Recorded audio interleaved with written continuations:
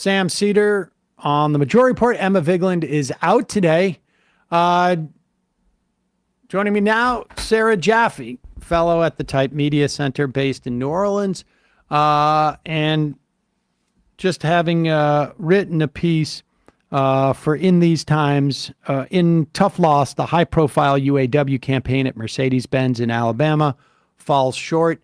Sarah, welcome back to the program. Hi, yeah, thanks for having me again.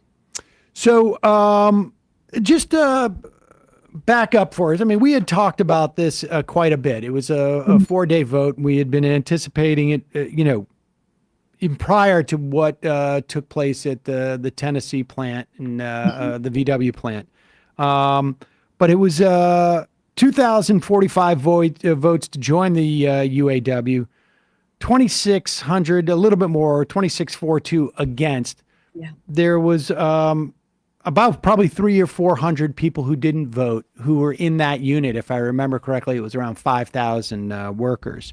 Give me a sense of what, if there was a sense prior to the vote, well, what happened, but also just where were we prior to the vote in terms of like what people thought might happen? I mean, it's Alabama, right? You sort of have to start there always, that we are in the Deep South, and I'm, coming to you from New Orleans. You are in a place where not only the company is union busting, but the governor is union busting. Local elected officials are union busting. The coach of the Alabama football team is union busting, right? Like all of these luminaries are sort of coming together to say to these workers, you don't need a union. And that's like part of the carrot. Then the company brings in a new CEO who goes on a charm offensive and says, guys, if you trust me, I'm going to change things. We really care about you. And then they have the captive audience meetings, the firings, the endless barrage of text messages telling the workers to vote no. It's not that it wasn't a standard anti-union campaign in a lot of ways, right? Like, as I pointed out to a lot of people, even Walmart brought in a new CEO when far, far fewer workers had gone on strike.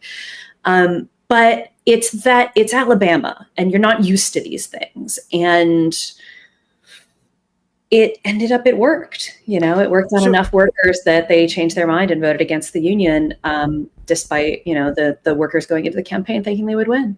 Okay. And so, and just to let people know, the UAW obviously has been making this, is making this big push to unionize the South.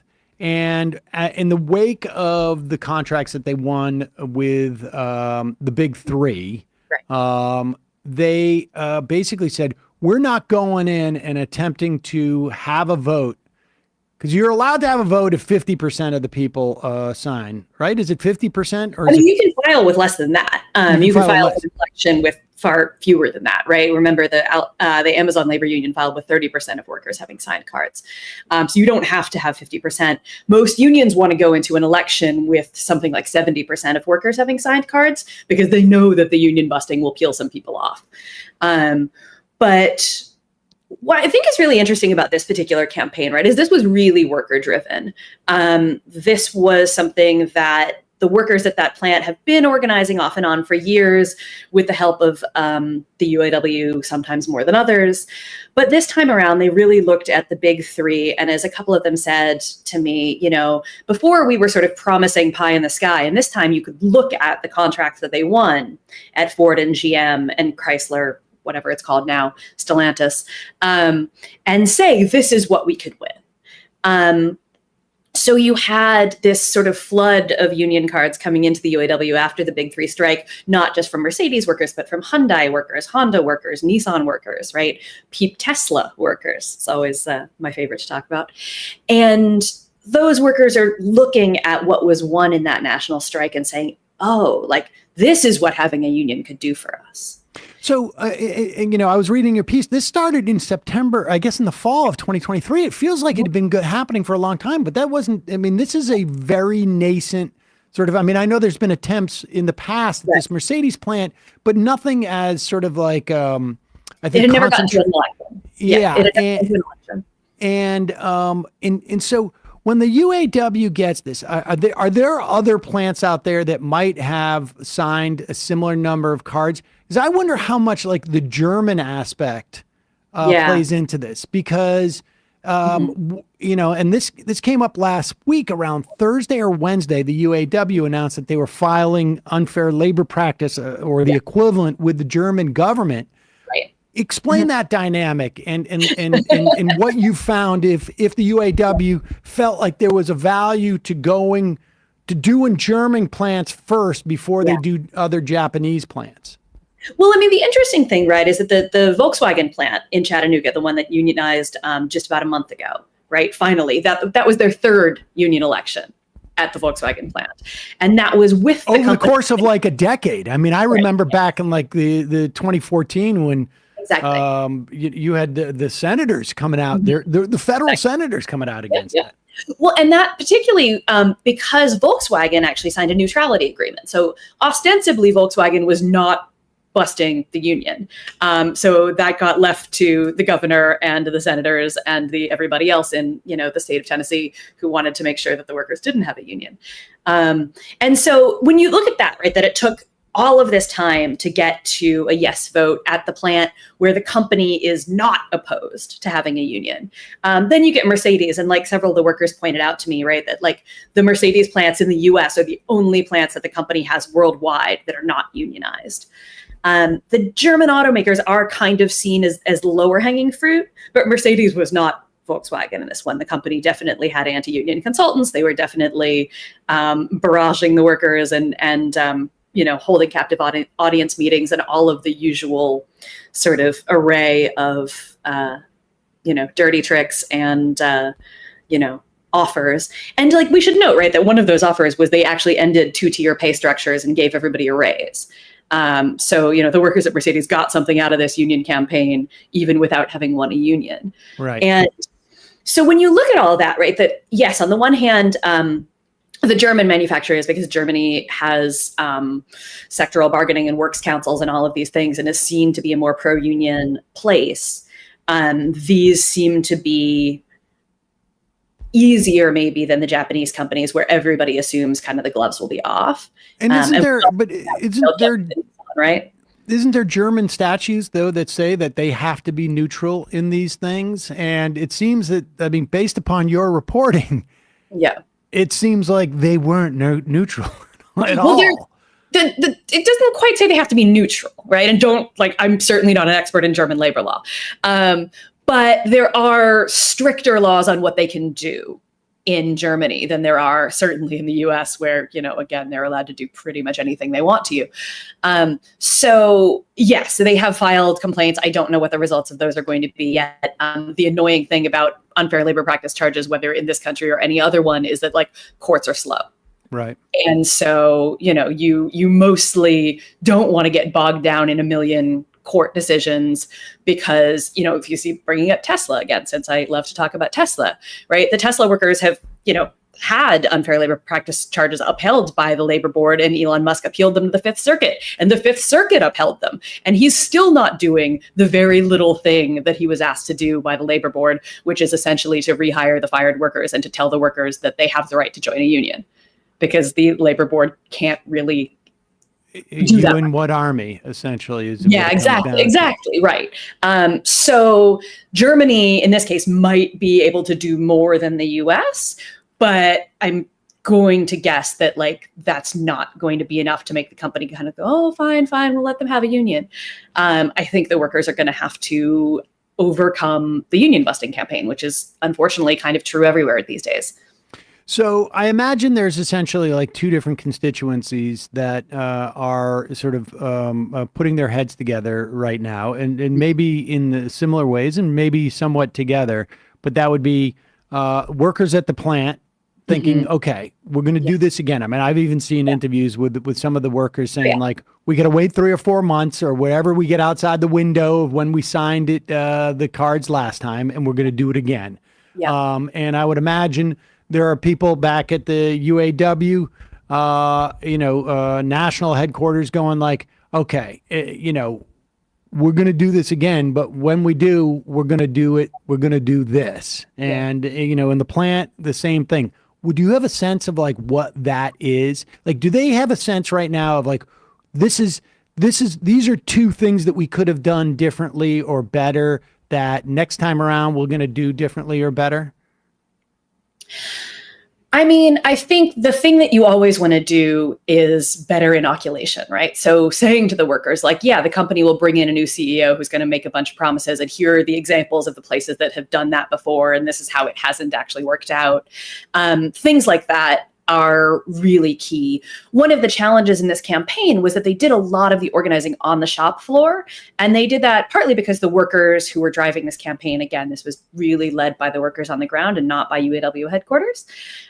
They really wanted to do it themselves. They really wanted to do that organizing on the shop floor. And that has ups and downs, right? It has pros in that, like, the workers who were in the organizing committee were very out and proud about their union affiliation. They would wear their union shirts to work, union bracelets, union buttons, union hats. And they really weren't afraid to push back on the company when the company said, you can't talk about this on company time. But on the other hand, you still got your manager breathing down your neck. And one of the other challenges is that a lot of these workers commute from really far away because the plant's kind of along the highway in between Tuscaloosa and Birmingham. So you've got a lot of workers coming from one of those two cities, but you've also got people coming from as far away as Anniston, as far away as Meridian, Mississippi, right? You have people who have 2-hour commutes each one of the people you featured in your story had, I think, an hour and 20-minute commute. Yeah, exactly. Sam Ellis comes from Anniston. Where I actually just got news that an electric bus plant has just unionized. So unionization in Alabama is not dead. Oh, that's great. But yeah, so that makes it harder also in terms of thinking about doing things like house calls, right? Where people, come to your door and your coworkers or the union rep come to your door and talk to you about what your fears might be, what you might want, and do the kind of deep organizing conversations that you can't really do when you're on the assembly line and have to make sure that you don't screw up the car going by you. That kind of thing is tough. It's going to be hard to navigate in that kind of a situation where you're like, okay, well, who can go make a house call in Mississippi right now? But I think that might be something that they spend more time figuring out how to do next time. And, the thing that Rick Webster said to me right after the vote, he was like, now we got, 2,045 workers who are definitely for the union, even after this really hard union busting campaign. And then we'll see, we'll see if the new CEO keeps his promises to, he sent out a video to everybody right after the vote saying, like, thank you for believing in me and giving me a chance. And I'm not going anywhere. You'll see me on the shop floor. And he's like, we'll see if they make those changes or if things go back to being, unpleasant, messy, our shifts stay long and grueling, our schedules still suck. And those workers who voted against say, like, oh, maybe we were wrong to vote against it. I want to get into some of the details because the reporting you did in terms of like, and a lot of the issues was about time, about just like how much they're working. And it does seem like just crazy amounts of hours. And the scheduling being difficult. But are there, just as a matter of course, like I would imagine, and I think within your reporting too, you spoke about how early on they were able to, the organizers, these are workers in the plant who were taking upon themselves to organize, had a lot more sort of like freedom. And then the management got savvy and started to cut down. Do they is it a I guess a first order or just sort of like a general policy like, hey, if you got 10 people who are hardcore union folks, have at least 2 of them who don't wear any union shirts, who don't wear the bracelets, who don't go there, so that you can get people into those closed door meetings and find out exactly what they're doing to try. Oh, everybody's in the closed door meetings, so don't worry. They bring in? They were doing those every morning at shift change. So everybody's got to go in because my sense was that they're taking in 5 or 10 people at a time. Well, so you do meetings. You do both. So you have. I got to imagine those. You tell me if I'm right, but I got to imagine those anti-union firms that come in. They've got a running tally of know like these 1,000 people. There's no way we're going to move them, and we're going to need to keep them isolated from this group of 1,000 people who we think are on the fence. Yeah, well, right. They do all sorts of things, right? They fire leaders. They fire people who have been outspoken. The thing about a good union busting operation is it kind of runs like a good organizing operation in reverse, right? Both sides are trying to identify who are the organic leaders in the plant, who are the workers that other people listen to, that other people go to with problems, and win those workers over, because that means a lot of people go with them. Because those are the people that you listen to. They're trying to figure out who the leaders are that they can fire if you're the union busters, right? You're trying to figure out who the people are that you can lean on in a certain way. You're trying to figure out who has that long commute and doesn't want to be bothered. You're trying to figure out who has 3 kids to feed, whose wife has cancer, who's, both sides are sort of trying to figure out what people want and how to give it to them. And one side is just doing that with a hell of a lot more bullying involved. Right. The union side is saying we're going to collectively organize to win these things together. And the other side is saying, if you vote against the union, if you appear in our nice anti-union video, then we'll give you a raise. We'll give you a preferred job, right? We'll get you off the line driving and put you on driving a forklift or something like that, right? Some of these jobs that are less grueling and exhausting that are supposed to go with people with seniority if you're in a unionized plant.